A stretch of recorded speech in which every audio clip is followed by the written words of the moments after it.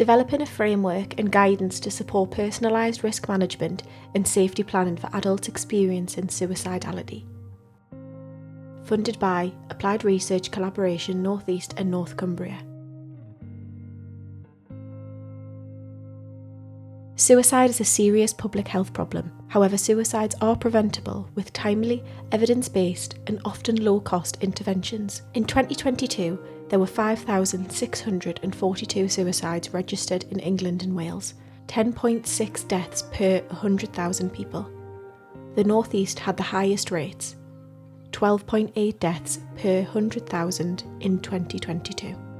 Suicide can be prevented if people get the right support in the right way at the right time.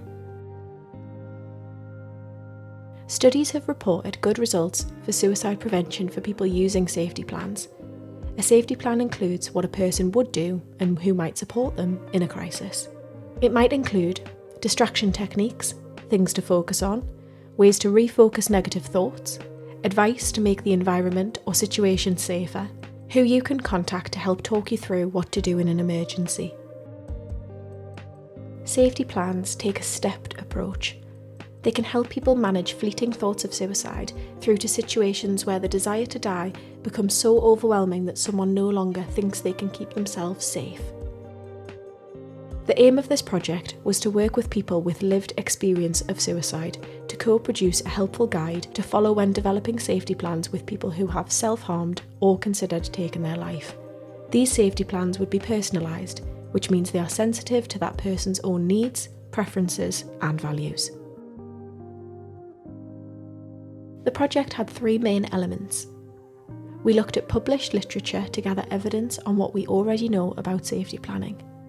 We explored people's experiences of safety planning, including views on what should be included in safety planning guidance.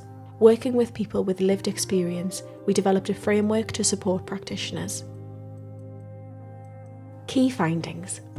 We found that the desired focus and approach was to ensure safety plans were truly personalised to each individual, with a focus on thriving, not just surviving. This was instead of taking a one-size-fits-all approach, which most people had experienced, and which some people described as just a tick-box exercise. People with lived experience of suicidality were closely involved in the design and development of the project. This is what they told us. It would have been better if they'd have sat down with me and I'd have been able to write it out with them, rather than them impose their own thing on me. The amount of times I've had someone come up to me and go, "There you go, there's your action plan." They give you a generic plan which doesn't pertain to you. It often contains parts which are not relevant to you, which is churned out basically to meet a CQC criteria, but doesn't actually have any meaning to the individual. I felt that it was to cover their backs. I don't think I've really had a safety plan put together that I've felt has been for my benefit. It felt like from their point of view, they had a safety plan, but I didn't necessarily have anything that made me feel any safer. When I was able to reflect back in a more well situation, then the safety plan gets even stronger.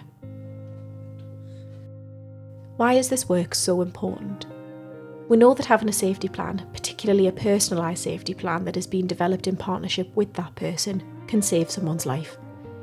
Suicide has a profound, far-reaching and long-lasting impact on the families, loved ones, and friends of those who lose someone to suicide. Evidence has shown that personalised safety planning can be effective in preventing suicide. If more people have a personalised safety plan, more deaths by suicide can potentially be avoided. Paula's story. Paula Mart is a collaborator on this project. She lost her daughter Jamie to suicide. She is passionate about making personalised safety planning the norm.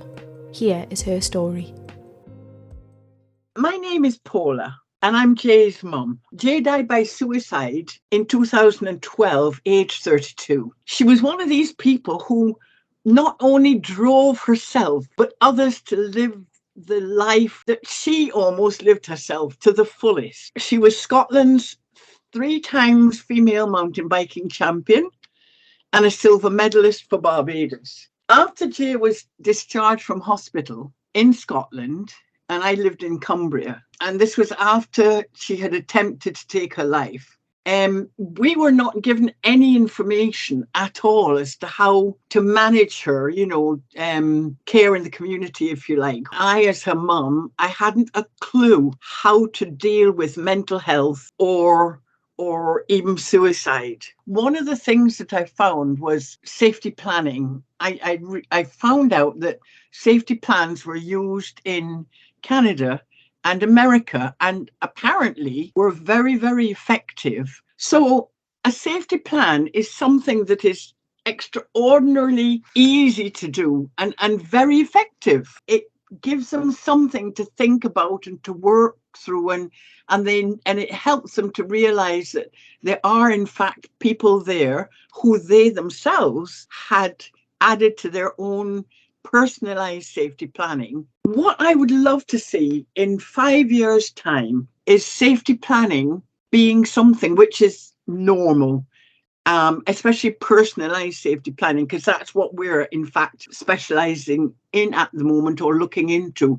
That if Jamie had had a personalised safety plan, not only would she have been able to look at it, but we would have been able to say to her, what have you got on your safety plan? Let's look at it, let's follow it, and let's see you through. And that would have perhaps given her the 20 or so minutes to have changed her mindset and hopefully have been alive today. What happens next? The initial project was completed at the end of 2022, and work has been underway since then to share the findings with a wide range of people, including those who work in suicide prevention and decision makers. We're now hoping to secure further funding to refine the framework that has been developed so far. This would include developing tailored implementation guidance to support embedding and integration across health, social care, and voluntary sector services. Key takeaways. You don't need to be an expert to support someone who may be struggling. Research has shown that personalised safety plans can save lives. Research has also shown that a one-size-fits-all approach is less effective in keeping people safe. Our aim is that personalised safety plans become the norm and the default tool used to support people experiencing suicidality.